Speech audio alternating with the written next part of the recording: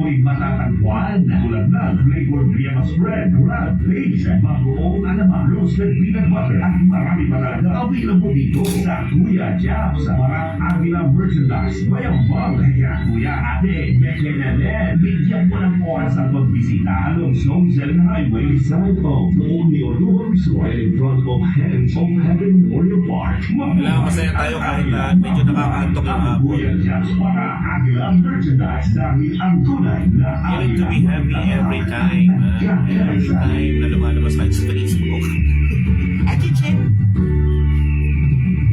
Sige, bakit mahaba na naman tayo sa sumor? Huwag ang mga bilihin mo. Kaya ang hirap i-budget ang kukulangin araw-araw. Well, problem solved. Kung dito ka bibili, saan? Ayen o ayen ako. Ayen, Mitya.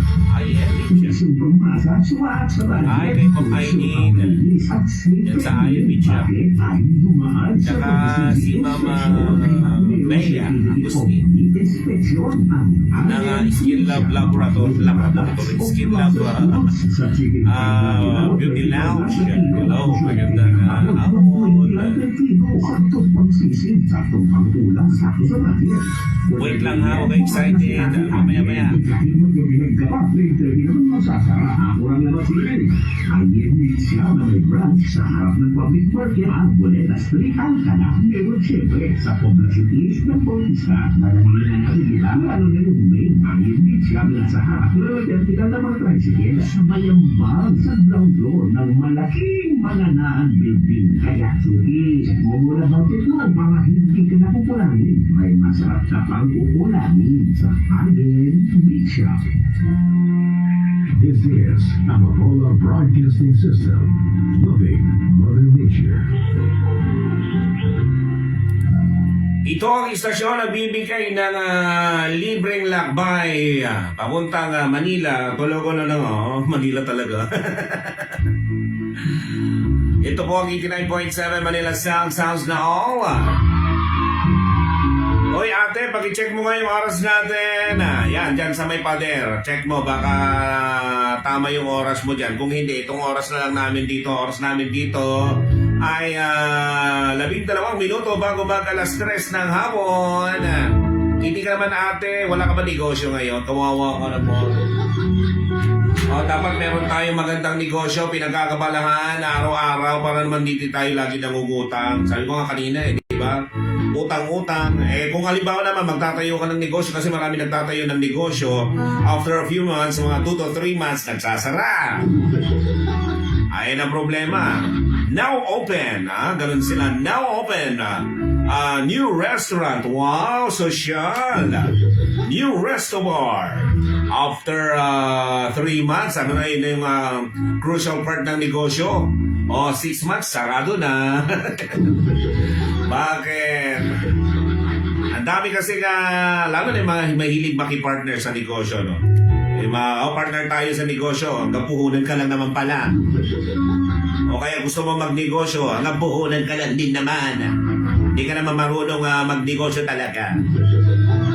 Wala ka namang ka-idea sa pagnenegosyo. Halimbawa, nagtayo ka ng restaurant, sabi mo na, parisan, mga ganon. Simpleng mga restaurant na yan, parisan, yung mga kantina. Tapos, kumuha ka ng tagahugas mo ng plato, tagaluto mo, lahat na, kung ano nga pwede maging mga tao mo doon. Tapos, iiwanan mo doon, pangit yung ganon.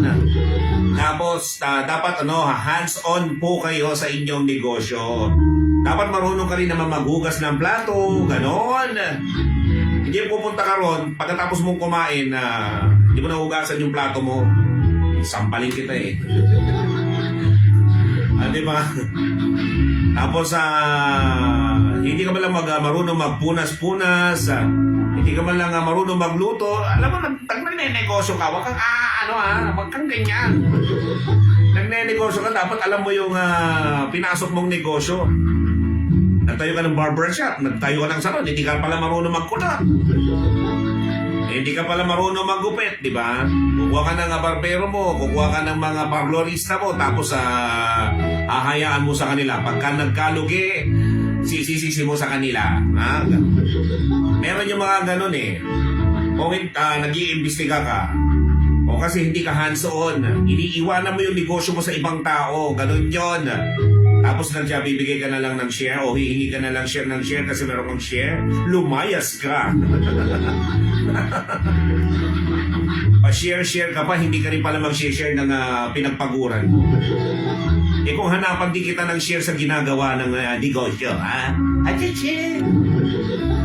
Siyempre pag nagne-negosyo ka, di ba? Pupunta ka roon, alas 10 ng umaga, ang bukasan mo alas 7 ng umaga. Hindi ko marunong mamili ng mga gagamitin doon, di ba? Halimbawa, kainan. Siyempre, bibili ka ng mga Ricardo, pupunta ka sa palengke, tapos pupunta ka lang doon kapag nagugutom ka. Gusto mo, subuhan kita ng malaking kutsara. Ang hirap nun, yung partner mo eh. Tapos kakain lang, kakain pag-aapon na, kakain lang din. Magkano yung sales natin dyan? Kailan yung sales natin? Bakit mababa yung sales natin? Nakaka-visit. Nakakainis yung gano'n, no? Dapat hands-on po kayo parati pag nagne-negosyo.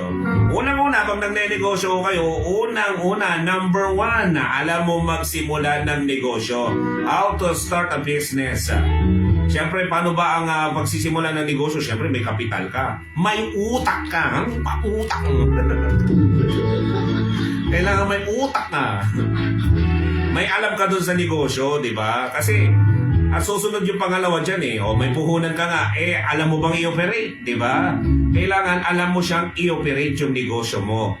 O, mahirap naman pag alam mo nga simulan. Hanggang simula ka lang naman. Dapat alam mong i-operate yan, no? Diba? Pagbubukas ng pwesto, magluluto ka, kung kailangan sumayaw ka sa harap ng customer, bakit hindi?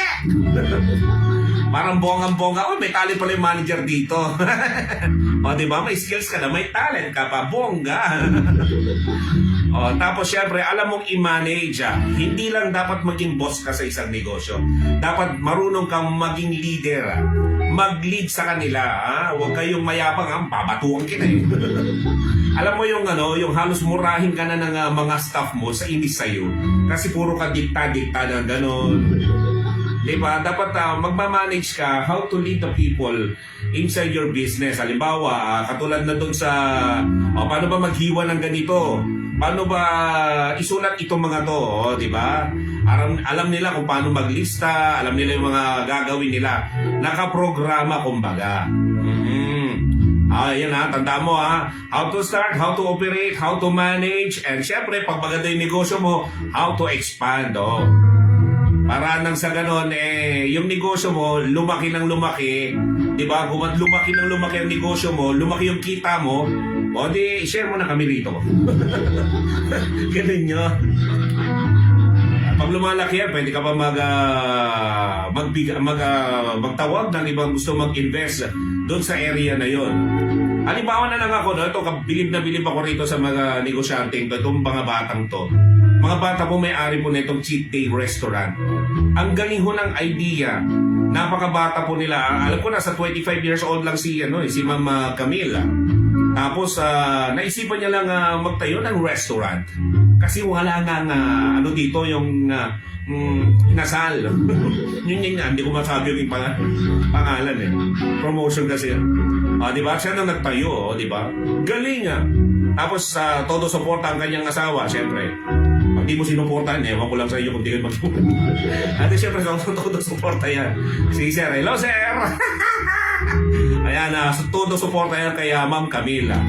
Ano yan pag sinabi ni Ma'am Camille, oo kagad yun. Hello po sa staff ng Cheat Day Restaurant. Hello po, magandang hapon po. Ayan, ang palawak nila. Di ba nagsimula sila dun sa, alam ko, dun sa may alam mo dun sa para akong chismoso. Dun sa, sa may Pasista, may maliit lang siya dun na restaurant Tapos lumawak, naglagay dito sa may VMU, malapit sa VMU San Carlos. Tapos naglagay ho rito sa Bayambang, naglagay saan pa ba siya naglagay? Dalawa na nga ang restaurant niya dyan sa sa Basista, di ba? Tapos meron siya sa Aguilar, sa Alcala, marami na siyang branches, Magin Data. Dahil alam niya ho ang kanyang gagawin. Una, dapat pagyamanin niyo ho kung ano ang meron po kayo. Diyan ho nakakabilib yung mga ibang tao. Kahit sa kunting halaga, yung mga katulad ng mga pandemic na business na sa munting halaga, napalaki nila ng palaki. O kaya pala.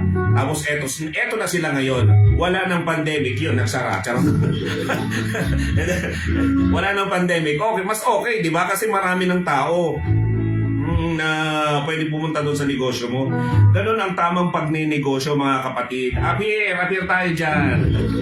Tapos kampay na, taas-taas ang kamay, wagay-way. O, kamusta ho lahat ng mga negosyante po natin ngayon, ha? At sana ho ipagbutihin ho ninyo yung mga negosyo nyo at pwede nyo ho kaming i-share. Pwede nyo hong, para naman, matindi naman yung panunulak namin ng promotion sa negosyo. Pwede ho kayo magdala dito sa istasyon. Yun! Overtime na tayo, saglit lang. Overtime na tayo. 3 minuto bago mag-alas 3 ng hapon. Mamamalam na po ang inyo pong Tatay Andoy. Andoy. Si Warren D. At nagbibigay ng mga katagang. Black is beautiful. Ay, Black is beautiful daw. But too much black is charcoal. May ganon. Hi, hello po, ito nagpapabati. Saglit lang. Dyan po sa may CGC Alcala, yung grupo ni Mr. Wilson Alquizor. Hey! Hello, magandang hapon po sa inyo. Magandang hapon po kay Kuya Jun Alonso. We're saying hi to Mr. Wilson Alquizor. Dyan po sa may CGC Alcala. Yan, magandang hapon at thank you so much for listening. Meanwhile, bibigyan po namin kayo ng awiting galing po sa isang napakasikat na artista noong unang panahon. Yan, singer noon.